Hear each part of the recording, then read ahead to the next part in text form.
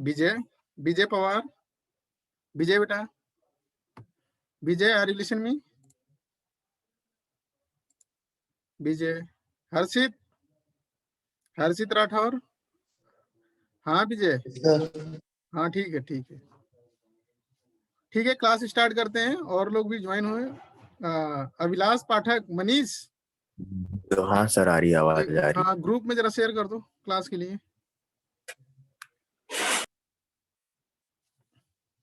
कर दो, एक दो जने और जो होना होगा हो जाएंगे। तुम लोग क्लास करना चाहते ही नहीं हो, 4-5 जने तो आते हो क्लास में।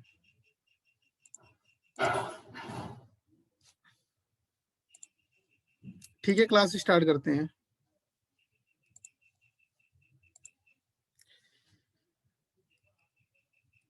देखिए, ये सी क्लैम्प के बारे में कल मैंने डिस्कस किया था, कल की क्लास में। आप लोग शायद थे कि नहीं थे, अटेंडेंस देखने के बाद ही पता चलेगा।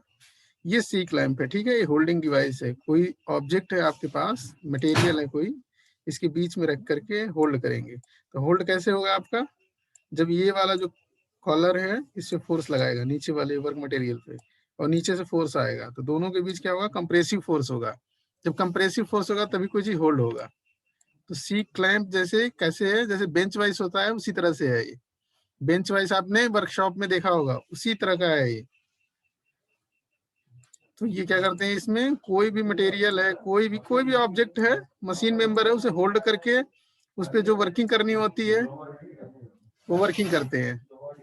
अब देखो ये क्या है, स्क्रू है, ये सारे बताया था कल, ये स्क्रूज है, ये स्क्रू, इस पे थ्रेड बने हुए हैं। तो थ्रेड क्या होते हैं? हेलिकल होते हैं। हेलिकल होते हैं तो हेलिकल क्या होता है? ऐसे थ्रेड बने होते हैं, ऐसे टेढ़ा मेढ़ा ऊपर की तरफ। तो ये जो होता है इंक्लाइंड होता है, देखो ये इंक्लाइंड होता है, ऐसे शो करते हैं। थ्रेड क्या करते हैं, ऐसे एक रॉड बनाते हैं, और उसमें इस तरह से एक छोटा डैश, फिर बड़ा डैश, फिर छोटा डैश, फिर बड़ा डैश, फिर छोटा डैश, फिर बड़ा डैश, फिर छोटा डैश, फिर बड़ा डैश, इस तरह से बनाते हैं। तो क्या होता है, जब लोड, यहाँ पर लोड, देखो इस पोर्शन पे लोड, सपोज करो यहाँ से लोड दे रहे हैं। लोड का मतलब ये होता है वेट। ये जो वेट है हमारा डब्लू, ये जो रेड कलर का मैंने बनाया है, तो अगर आप इसको कंप्रेस करोगे तो इतना ही एक्शन और रिएक्शन फोर्स होगा। अगर हम एक्शन इस डायरेक्शन में करते हैं तो ये वाला जो वर्क मटेरियल है, इतना ही रिएक्शन फोर्स अपोजिट डायरेक्शन में देगा। तो इसी को लोड कहते हैं। हैंडल करना है आपको इसको, तो क्या करना है, तो इस तरह से कोई लोड आएगा, लोड आएगा तो इंक्लाइंड प्लेन पे आएगा। तो जो हमने स्क्रू जैक में फोर्स का फार्मूला पढ़ा था, W force P is equal to W tan phi plus alpha, ठीक है ना? तो इस तरह का कोई फार्मूला पढ़ा था, आपको पता ही है ऑलरेडी। तो ये सारा डिस्कशन इसी में काम आएगा।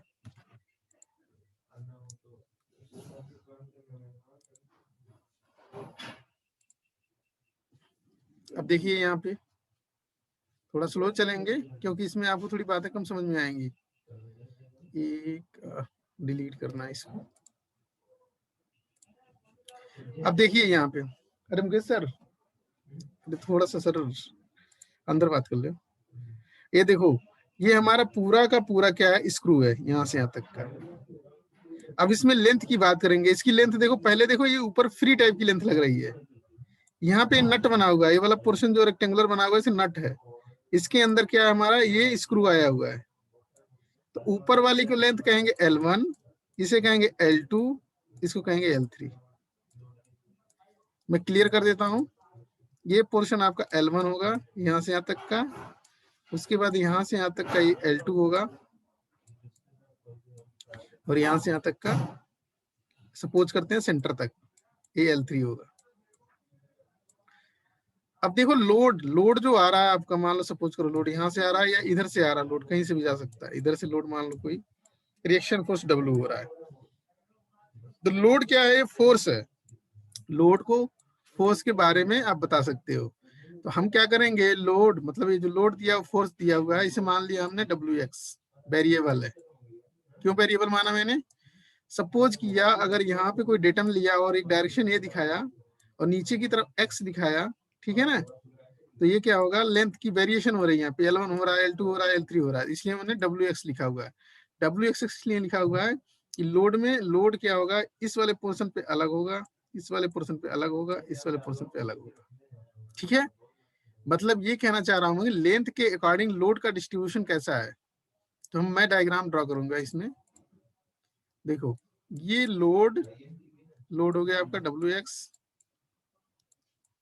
ये हो गया डिस्टेंस।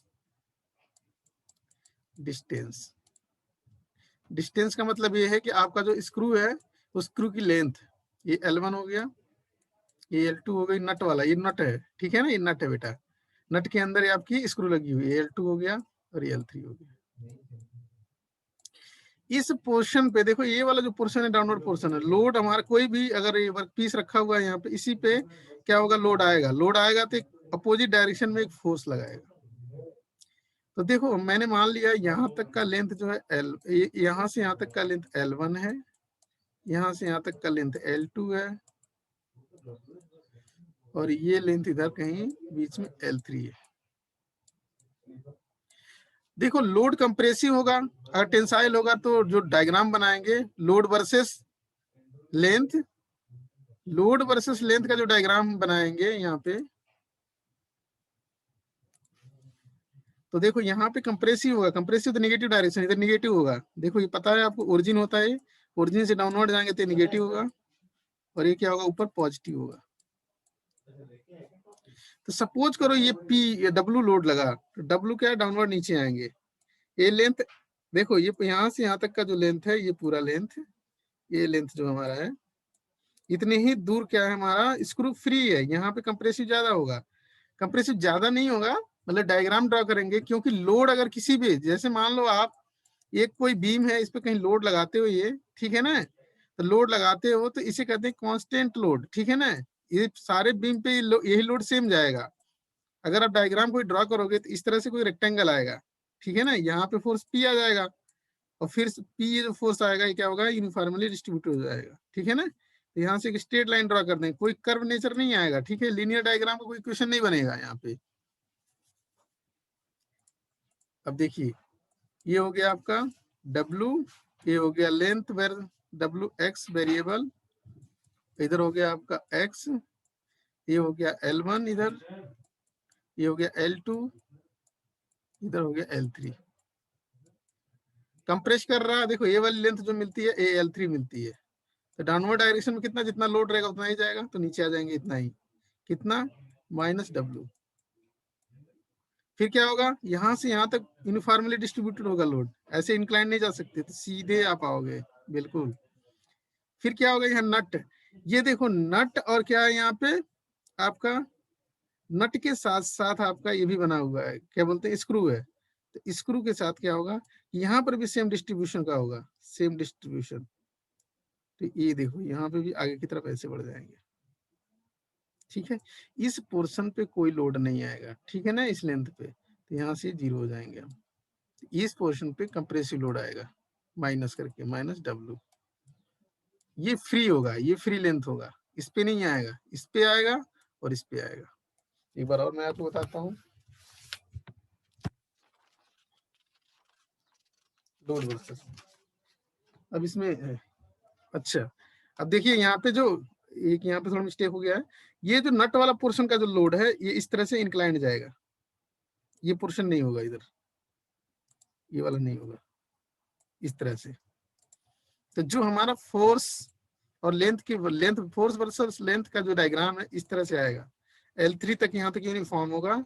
फिर ये नट वाले पोर्शन पे क्या होगा, ये इस तरह से इंक्लाइंड आएगा, ठीक है, लीनियर डायग्राम आएगा, जैसे डाउन, जैसे डिक्रीज होगा, यहाँ इस पोर्शन पे ज्यादा होगा, फिर धीरे धीरे नट, क्योंकि होल्ड कर रखा है नट ने स्क्रू को, तो इस तरह से यहाँ पे आके 0 हो जाएगा। ये फ्री लेंथ ऊपर वाला L1, तो यहाँ पे 0 हो जाएगा, इधर 0 हो ही गया आपका, यहाँ पे कोई नहीं आएगा, कोई लोड नहीं आएगा इस वाले पोर्शन पे। चलो ये तो डिस्कशन हो गया, ये आपका हो गया diagram load versus distance. Distance क्या है, स्क्रू लेंथ की जो लंबाई है वो वेरी कर रही है। पहले तो हैंडल के साथ नट की डिस्टेंस जो है L1 है, ये फ्री लेंथ हो गई। उसके बाद नट की जो लेंथ है L2, L2 के अंदर ही क्या हमारा स्क्रू है, तो उसकी भी लेंथ हो गई आपकी L2। इधर नीचे आएगा फ्री हैंड, फ्री एंड क्या है इसका, ये है कॉलर, फ्री एंड जो कॉलर है, नट से कॉलर के बीच की डिस्टेंस जो है L3। बट यहाँ पे लोड लगेगा क्योंकि यहाँ पे कोई मटेरियल होगा जिसे होल्ड करोगे आप, तो क्या होगा, इसमें स्ट्रेस क्रिएट होगा। तो इसमें यूनिफॉर्मली डिस्ट्रीब्यूटेड स्ट्रेस होगा, इसमें क्या होगा आपका, लीनियरली डिक्रीज करेगा, इसमें तो कुछ होगा ही नहीं। तो ये जानने की जरूरत है, कभी कभार ऑब्जेक्टिव क्वेश्चन आ जाते हैं इस पे। ये डिजाइन मैंने कर लिया था, ठीक है ना, डिजाइन ये डीसी कोड आया, निकाला था किसका, इस स्क्रू का कोड आया, कल निकाला था हमने। ये सारी चीजें मैंने बता दिया था कल, ये भी बता दिया था, देखो यहाँ पे ये भी बता दिया था मैंने कल।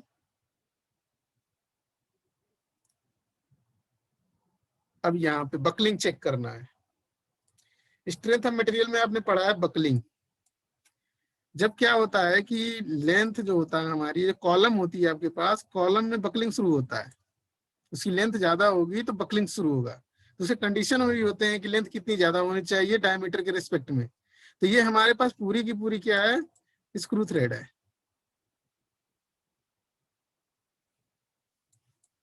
स्क्रू थ्रेड है। आपको यहाँ पे ये देखना है कि ये वाला जो पोर्शन है फ्री है, तो इसको कंसीडर करना ही नहीं है आपको। ये हमारा नट वाला पोर्शन है, जिसमें क्या होता है, जो लोड मैंने दिखाया, लोड क्या हो रहा था, डिक्रीज हो रहा था, यहाँ पे ज्यादा होगा, फिर क्या होगा उस डायग्राम में, इस तरह से ऐसे आ रहा था, फिर ऐसे डिक्रीज हो रहा था। तो इधर से इधर जाएगा तो डिक्रीज होने लगेगा। तो आपकी लेंथ ए नट की लेंथ होगी, और साथ साथ में इधर वाली जो लेंथ है, ये कॉलर से नट के बीच की डिस्टेंस, ये L2 हो गई, ये आपकी L3 हो गई। इतने पोर्शन की कंसीडर करना है, इतने पोर्शन की लेंथ को कंसीडर करना है। ये फ्री है, इसकी जरूरत नहीं है आपको। बकलिंग इसी में होगा, लोड यहीं पे लगेगा। नोट नट क्या है यहाँ पे, एक तरह से फिक्स है। नट ने क्या कर रखा है, इसको स्क्रू को फिक्स कर रखा है। ये सपोज कर लेते हैं कि अगर कोई कॉलम है हमारा, ये कॉलम है नीचे की तरफ, तो वन एंड फिक्स है, ये एक एंड फिक्स हो गया, दूसरा क्या है, फ्री है। तो यहाँ हम मान लेंगे इसका जो सेंटर है नट का वो फिक्स है, और ये लेंथ जो आ रही है हमारी, ये फ्री है। तो हमने बकलिंग के फार्मूले के बारे में पढ़ा है। तो यहाँ पे let us check out the screw buckling, ठीक है ना। अब लिखा है यहाँ पे H डिवाइडेड अपॉन DM। कहने का मतलब जो ये हाइट है नट की, और डायमीटर जो स्क्रू है उसकी डी मीन डायमीटर है, मान लिया हमने डी मीन है। ऑलरेडी मैंने बताया D mean is equal to DI plus D0 divided upon 2। इनका जो रेशियो होगा इज इक्वल टू 2। ठीक है, कहाँ से देखेंगे, SPG टेबल से। SPG टेबल किस में दिया होगा, डिजाइन डेटा बुक में। ये दो ही होगा, इसे रट लेना है, ठीक है ना। तो जो H की वैल्यू आएगी आपकी 2 टाइम्स DM। DM ऑलरेडी हम निकाल चुके हैं, कल हमने क्लास में डिस्कस कर लिया था DM। तो 2 टाइम्स DM की वैल्यू आई थी 19.5, H की वैल्यू जो आ गई 39 mm। तो जो H की वैल्यू आ गई, ये पूरे नट की लेंथ जो आ गई 39 mm। आपको ये L2 पता नहीं था, ये L2 फाइंड आउट भी हो गया। किससे, टेबल की हेल्प लिया हमने, तो L2 को क्या किया, फाइंड आउट कर लिया। अब देखो मैंने बताया ये जो सेंटर है, इसको सपोज करते हैं इसके सेंटर को, ये फिक्स है, और इधर फ्री एंड है, ये फ्री एंड है। जैसे मैंने डायग्राम बनाया था अभी, ये फिक्स हो गया, ये फ्री एंड हो गया। तो देखो एच, ये लेंथ जो मिलेगी यहाँ से यहाँ तक की नट की, जो आधी लेंथ मिलेगी H/2, और दूसरी लेंथ मिलेगी यहाँ से यहाँ तक की, इस पोर्शन से लेकर के इस नट के पोर्शन तक। तो क्वेश्चन में दिया हुआ है कि मैक्सिमम डिस्टेंस बिटवीन जॉ, एक जॉ ए है, दूसरी जॉ ए है, इन्हीं के बीच में कोई वर्कपीस क्या होता है, होल्ड होता है। जैसे आपने बेंच वाइज देखा है, बेंच वाइज की तरह ये बिल्कुल फ्रेम, ठीक है ना। तो आप क्या करोगे, मैक्सिमम डिस्टेंस जो देगा, तो देखो मैक्सिमम डिस्टेंस क्या होगा, ये पूरा ऊपर चला जाएगा। अगर स्क्रू को एंटी क्लॉकवाइज रोटेट करते हैं, क्लॉकवाइज कराते हैं, ऊपर जाता है, तो ये कॉलर आकर पूरी तरह से क्या होगा, यहाँ पे कांटेक्ट में आ जाएगा। तो ये डिस्टेंस जो मैक्सिमम दे रखा है इन्होंने यहाँ से यहाँ तक की, जो L1 मैक्सिमम दे रखी है, वो दे रखी है क्वेश्चन में 270 mm। और मैंने इसमें बताया कि जो लेंथ लेनी नट की हाफ लेनी, क्योंकि हाफ पोर्शन पे मानते हैं यहाँ पे फिक्स हो रहा है, ठीक है ना। 39 डिवाइडेड अपॉन 2, 39 H थी तो हाफ ले। तो टोटल लेंथ जो बनी हमारी स्क्रू फॉर बकलिंग पर्पज, ठीक है ना। तो 270 प्लस 39 डिवाइडेड अपॉन 2, तो लेंथ हमारी बनेगी 289.5 mm। कहने का मतलब है अगर हम यहाँ पर फिक्स करते हैं नट के बिल्कुल हाफ में, तो ये जो लेंथ मिल रही है हमारी यहाँ से यहाँ तक पूरी लेंथ ठीक है ना, इस बीच में मान लो अप्रोक्सीमेटली लेंथ है, ठीक है ना, ये लेंथ जो पूरी मिल रही है वो 289 mm मिल रही है, 289 mm। इतने ही लेंथ पे बकलिंग होगी, ऊपर वाले में नहीं होगी, ठीक है ना, जो इसमें नहीं होगी, फ्री है, ठीक है ना, बकलिंग यही स्टार्ट होगा। अब बकलिंग के लिए आपको फार्मूला आपने पढ़ा ऑलरेडी, बकलिंग फार्मूला क्या होता है, देखो यहाँ पे नोट में लिखा हुआ है, in some problem height of throat of screw press is given instead of maximum distance between jaw. तो मैक्सिमम डिस्टेंस बिटवीन जॉ कितना था, 270 mm। In some problem, it is given as a height of screw press. Consider screw as a column whose end is fixed is nut. देखो whose end is fixed in nut, कहने का मतलब centre में fix हो गया, and other end is free। ठीक है, तो ये क्या है, जॉनसन पैराबोलिक फार्मूला है बकलिंग के लिए, इसी को यूज करना है आपको, ठीक है ना। नहीं तो आप ऑलरेडी जानते हैं कि जो हमारे पास बकलिंग लोड होता है Fe, ठीक है, जो नॉर्मल फार्मूला है पाई स्क्वायर एन ई आई अपान एल स्क्वायर, ये पढ़ा होगा आपने सोम में, स्ट्रेंथ ऑफ मटेरियल में। इसकी जरूरत नहीं है हमारे पास, ठीक है, डायरेक्ट हमारे पास फार्मूला है, उसको यूज कर लेंगे। फार्मूला कहाँ मिल जाएगा, ये फार्मूला आपको डिजाइन डेटा बुक में भी मिल जाएगा। तो पीसी जो बकलिंग बकलिंग जॉनसन फार्मूला है, पैराबोलिक फार्मूला है। जब इसमें बकलिंग होगी इस लेंथ में तो पैराबोलिक नेचर में होगी, ठीक है ना, इसलिए पैराबोलिक फार्मूला कह रहा है यहाँ पे। तो PC is equal to alpha multiply sigma Y 1 minus sigma Y divided upon 4n pi square E के स्क्वायर। ये आपको पता रहेगा, ठीक है ना, इसमें डिजाइन डेटा बुक से। एन क्या एंड कंडीशन है, ठीक है, एंड कंडीशन, ठीक है, तो इसको लिया हुआ एंड कंडीशन, एन की वैल्यू 0.25। और के रेडियस ऑफ गायरेशन आपको ऑलरेडी पता है, इसकी भी वैल्यू टेबल में दी रहेगी डिजाइन डेटा बुक के। यंग्स मॉडुलस भी दिया रहेगा, तो इसमें क्या करना है, इस फार्मूले में पुट कर देना। अल्फा की वैल्यू भी दी रहेगी, ये कांस्टेंट है, 227 होगा। सिग्मा वाई 300, ठीक है ना, ये सिग्मा वाई क्या यील्डिंग स्ट्रेस है ना कि वर्किंग है, तो 300 था, क्वेश्चन में दिया हुआ था mega pascal. 1 minus sigma y फिर पुट कर दोगे 4 हो गया, एन की वैल्यू 0.5 स्क्वायर तो आपको पता है, ई पता है और के दिया हुआ है। तो आपको जो लोड आ जाएगी बकलिंग लोड, ये आ जाएगी 22.36 मल्टीप्लाई 10⁻³ न्यूटन। मतलब इतना लोड अगर लगाते हैं, कहने का मतलब यहाँ पे कोई वर्कपीस रख करके इतना लोड लगाएंगे तब जाके क्या होगा, ये टेढ़ा होगा, इस तरह से बकल होगा, घूम जाएगा, बेंड हो जाएगा, ये बेंड हो जाएगा ऐसे। तो बेंड हो जाएगा तो प्रॉपर वर्क नहीं करेगा। जबकि हमें केवल इतना ही लोड लगाना, 4 मल्टीप्लाई 10⁻³ क्वेश्चन में दिया हुआ, इसका मतलब हम सेफ कंडीशन में है। अभी हमें अगर माइनस करें इसमें से 22.36 में से 4 माइनस करते हैं तो 18.36 हो जाएगा। अभी 18.36 10⁻³ न्यूटन एक्स्ट्रा लगा सकते हैं यहाँ पे। तो इसमें क्या कहें, एक्स्ट्रा अभी इतना फोर्स लगाएंगे तब बकलिंग की कंडीशन आएगी यहाँ पे, तब बकलिंग की कंडीशन आएगी। तो बकलिंग से बहुत ज्यादा सेफ है हम लोग, बकलिंग होगा ही नहीं। तो यहाँ पे लिखा as value of buckling or rippling load भी बोलते हैं, is more than the applied load. जो अप्लाइड लोड था हमारा क्वेश्चन में दिया था, ये वाला वैल्यू क्वेश्चन में दिया हुआ था, तो बहुत ज्यादा है बकलिंग लोड, हम सेफ कंडीशन में थे। आपको लिखना पड़ेगा सेंटेंस यहाँ पे, there is no chance of buckling of screw, hence screw is safe. अब इसमें आ जाओ, डिजाइन ऑफ नट। ये जो नट हुआ इसकी डिजाइन करनी है। हम तो इस स्क्रू के वजह से सेफ कंडीशन में आ गए, हमने बकलिंग लोड भी निकाल ली, ठीक है ना, डीसी भी निकाल ली, डीएम निकाल ली, डीएम कितनी होनी चाहिए वो भी हमने देख ली, ठीक है ना, डीसी आपने निकाल ली है, ठीक है ना, तो कोई दिक्कत नहीं है। अगर आप डी आई और डी नॉट पता है तब भी कोई टेबल से पता चलता है डी आई डी नॉट, तो डीएम की वैल्यू निकल जाती है। उसके बाद 30% ग्रेटर लेते हैं जो वैल्यू हमें मिलती है, तो थोड़ा और स्ट्रांग हो जाता है हमारा स्क्रू। तो स्क्रू के फेल होने के चांसेस हमने देख लिए कि स्क्रू फेल ही नहीं हो रहा है, ठीक है ना। अब नट की बात करते हैं, नट तो नहीं टूट गया कहीं, ऐसा तो नहीं हुआ लोड लगाते हुए तो ये नट टूट गया। नट की डिजाइनिंग करते हैं तो क्वेश्चन में दिया रहेगा, क्वेश्चन में क्या दिया रहेगा, डिजाइन डेटा टेबल में दिया रहेगा जो हमारा नट होगा CI का बना होगा, ठीक है, कास्ट आयरन का बना होगा। और टेबल से देखेंगे तो इसकी देखो ये जो नट है हमारा कास्ट आयरन का होता है, कास्ट आयरन कार्बन की परसेंटेज ज्यादा होता है। अल्टीमेट टेंसाइल स्ट्रेंथ दिया हुआ है सिग्मा यू 200 न्यूटन पर mm स्क्वायर। इसके लिए फैक्टर ऑफ सेफ्टी जो लेगा वो टेबल के अकॉर्डिंग 6 लेगा, तो वर्किंग कितना हो जाएगा sigma you divided upon factor of safety. तो नट में जो टेंसाइल लोड आ जाएगा वो 33.33 न्यूटन पर mm स्क्वायर। मतलब इससे ज्यादा होगा तो फेल हो जाएगा। मतलब ये वर्किंग है, इतनी ही लगाना है, इससे ज्यादा नहीं लगाना है, ठीक है ना, तभी सेफ कंडीशन में रहोगे। अब यहाँ पे क्या है कि जो हमारे पास टाउ है, टाउ सिग्मा टी के इक्वल ले लिया है, ठीक है ना। यहाँ पे हम बात करेंगे इसके बारे में बाद में। अब देखो, अब कंप्रेसिव लोड की जब बात कर रहा है, सिग्मा टी निकाल दिया, सिग्मा टी टेंसाइल हो गया, बट यहाँ पे तो कंप्रेसिव की बात करते हैं।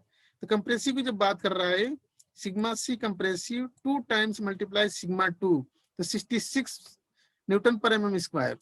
जो कास्ट आयरन होता है वो कंप्रेशन में स्ट्रांग होता है, टेंशन में वीक होता है, तो टेंशन का लोड एक कम आया है यहाँ पे, ठीक हो ना। और यहाँ पे क्या कंप्रेशन का लोड 2 टाइम्स टेंसाइल का हो जाता है, तो डबल हो गया है, ठीक है ना। डिजाइन डेटा बुक में ये फार्मूला दिया होगा, फटाफट आप लिख लोगे, ठीक है ना। इस तरह से निकाल सकते हो। तो कंप्रेशन में स्ट्रांग होता है, इसलिए वैल्यू आ गई कि कंप्रेशन में हम 66 पे फेल होंगे। इसमें मान लेंगे कि हमारा बेंड कुछ ना कुछ डिफॉर्मेशन शुरू हो रहा है, और टेंसाइल लगाते हैं तो हमें इतने लोड से ज्यादा लगाएंगे तो फेल हो जाएगा। टेंसाइल अगर लगाते हैं नट पे, टेंसाइल मतलब खींचना नट को आउटवर्ड डायरेक्शन में, ठीक है ना, किसी प्रकार खिंचावट डेवलप हो गया तो इतना लोड आएगा, इसके बाद थोड़ा भी ज्यादा होगा तो इसमें डिफॉर्मेशन शुरू हो जाएगा, मतलब कि ये फेल की कंडीशन में चला जाएगा। होगा नहीं फेल, ठीक है ना, safe breaking factor of safety already लिया आपने, बट ये सेफ कंडीशन नहीं होगा इससे ज्यादा लगाया आपने तो। यहाँ पर क्या है, कंप्रेशन में और स्ट्रांग होगा क्योंकि कार्बन मिला हुआ है इसमें, तो जो भी ब्रिटल मटेरियल होता है वो कंप्रेशन में स्ट्रांग होता है, तो उसकी जो सिग्मा सी होती है सिग्मा टी की 2 टाइम्स होती है, तो 66 न्यूटन पर mm स्क्वायर हो गया यहाँ पे। अब कंप्रेशन में सपोज करो इसे कंप्रेस कर रहा है, नट को कोई कंप्रेस कर रहा है, मान लो इधर से कंप्रेस किया, नट को इधर से कंप्रेस किया, कोई भी डायरेक्शन हो सकती है, तब हमें 66 न्यूटन पर mm स्क्वायर से ऊपर लेनी पड़ेगी वैल्यू। अगर आ जाती है तब इसमें कोई ना कोई डिफॉर्मेशन शुरू होगा। मानते हैं भाई फैक्टर ऑफ सेफ्टी लिए हैं तो अभी भी सेफ जोन में है आप, कोई दिक्कत नहीं है।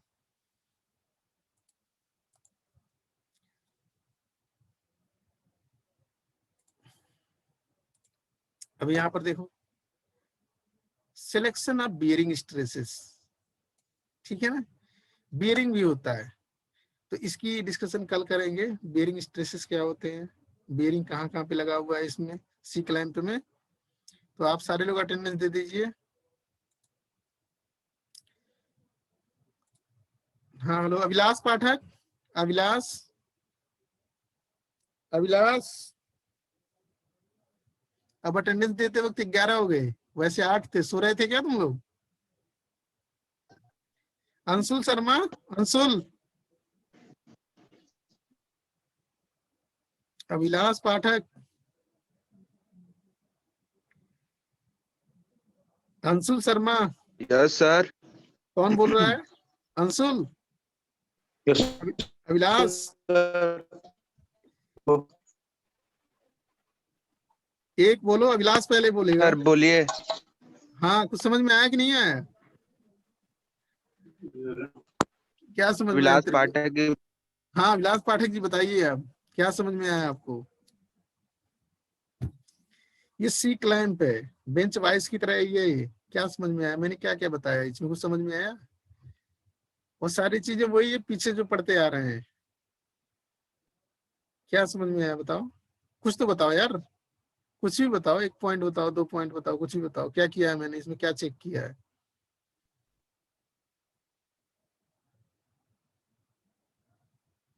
बताओ, कुछ लिखा भी है, नोट नोट वगैरह किया है कहीं कॉपी में। Anshul, Anshul, yes sir. हाँ कुछ समझ में आया, क्या समझ में आया बताओ, बताओ समझ में आ रहा है कि नहीं आ रहा है कुछ। वो आप बता रहे थे, अभी तुम्हारी आवाज नहीं आ रही है, विलास थोड़ा पाठक थोड़ा बन आ रहा गया। है इसमें। Manish Suthar, Manish, Manish Suthar,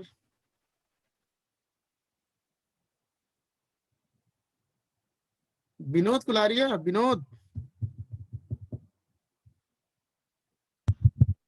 yes sir. हाँ बेटा, क्या समझ में आया? तू तो क्लास ज्वाइन किया था ना टाइमली। हेलो हाँ बोलो। सर, थोड़ा बहुत आया सर इसके अंदर। बकलिंग के लिए क्या करते हैं इसमें? लेंथ का हाफ कब करते हैं? मैक्सिमम बिटवीन द जो एंड प्लस उसकी हाइट का हाफ। सारी वैल्यू डिजाइन डेटा बुक में दी होगी। इसके पहले जो डायग्राम, इसके लास्ट क्लास, कल की क्लास ज्वाइन किया था आपने? यस कल क्या बताया था? सर, उसमें भी तो यही करवाया था ना। बकलिंग नहीं करवाया था, कुछ और करवाया था। बताओ क्या करवाया था? अरे बेटा, ये आपको आप भी लोगों को पढ़ना पड़ेगा। डिजाइन है ये, ठीक है ना? ज्यादा कुछ, जितना भी आपको समझ में आ रहा है या नहीं आ रहा है, थोड़ा बहुत भी समझ में आएगा तो थोड़ा बहुत अपने से खुद दिमाग लगाना पड़ेगा आपको। इसमें यस कुछ सर। है नहीं, सर इसमें पिछले में कुछ सर भी नहीं है डिजाइनों प्रीव्यू करवाया कुछ। था जिसमें अब जैसे देखो, यहाँ पे मैंने अभी एक डायग्राम बनाया है, लोड वर्सेस लेंथ का डायग्राम बनाया था, ठीक है? जिसमें डब्ल्यू एक्स लिखा था, एन एक्स लिखा था, एक्स लिखा था। जो लेंथ था हमारा, ये जो लेंथ था, ये L1 था, ये L2 था, ये L3 था। तो डायग्राम बनाया था मैंने। अब डायग्राम आपको बुक में नहीं मिलेगा जल्दी। ये डायग्राम जो था मैंने बताया था डब्ल्यू एक्स वर्सेस लेंथ का। तो ये मान लो यहाँ पे लेंथ L3 है, यहाँ पे L2 है, यहाँ L1 है। तो मान लो इतनी दूरी L1 हो गई, इधर L2 हो गई, इधर L3 हो गई। नीचे से आ रहे हैं तो लोड का वेरिएशन यहाँ पे मैक्सिमम होगा, ये यूनिफॉर्मली डिस्ट्रीब्यूट हो जाएगा। उतना लोड, देखो लोड मैंने बता दिया तो स्ट्रेस आ जाएगा, क्योंकि एरिया आपको ये पता रहेगा तो डिवाइड कर दोगे लोड के साथ, तो आपको स्ट्रेस भी आ जाएगा। लोड और स्ट्रेस के डायग्राम में कोई ज्यादा फर्क नहीं है। सारी चीजें नहीं बता सकते ना, L1 L2 L3।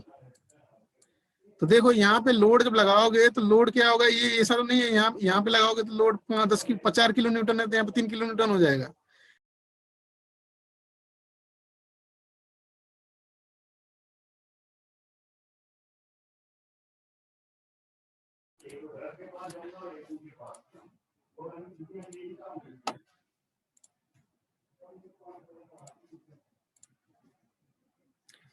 तो ये आपका जो लोड है, लोड के बारे में डिस्कशन, लोड की बात हो रही है पूरी मशीन डिजाइन में।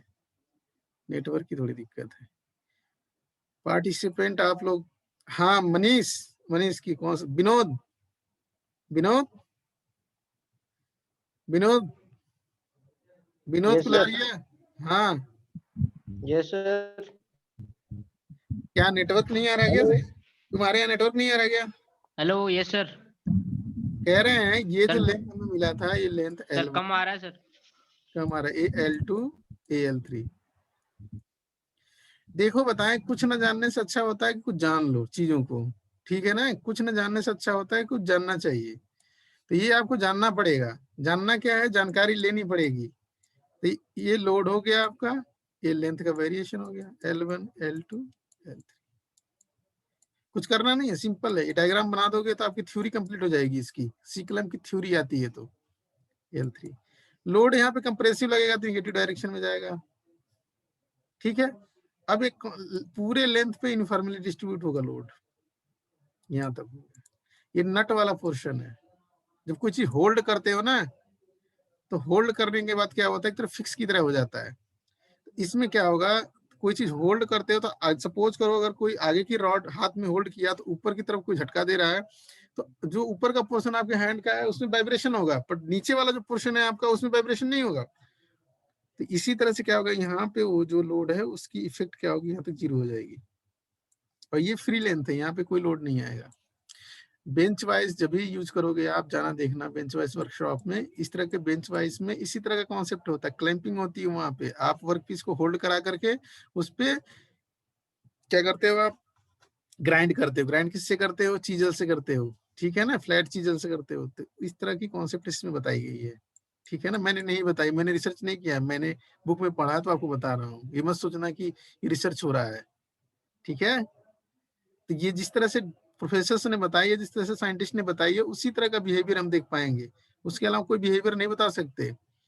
अपन पढ़ेंगे खुद से तो हमें लगेगा इस पोर्शन पे भी ऐसे ही आएगा, ठीक है ना, बट ऐसा नहीं है। यहाँ पे फिक्स माना है इन्होंने, और इस पोर्शन पे जो लेंथ ये पूरा पोर्शन जो है इस पे इस तरह से वेरिएशन होगा, लीनियरली डिक्रीज करेगा, लीनियरली डिक्रीज कर रहा है तो इस तरह से हो जाएगा। यहाँ पे इधर जो है, अब कुछ नहीं था, फैक्टर ऑफ सेफ्टी लिया था, फैक्टर ऑफ सेफ्टी लिया तो यील्ड स्ट्रेंथ था, डिवाइड कर दिया तो वर्किंग आ गया। उसके बाद जो बेसिक फार्मूला है उसे डिस्कशन में ला लिया। चलो ठीक है, नेक्स्ट क्लास कल होगी, मैं इन्फॉर्म कर दूंगा आपको।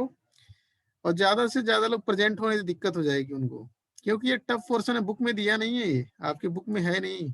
Design of nut, design of nut हो गया आपका, कंप्रेसिव लोड इतना लगाएंगे तो पाई अपॉन 4 डी स्क्वायर कर लेंगे। देखो यहाँ पे pi upon 4 D square area हो जाएगा उसका, किसका, नट का।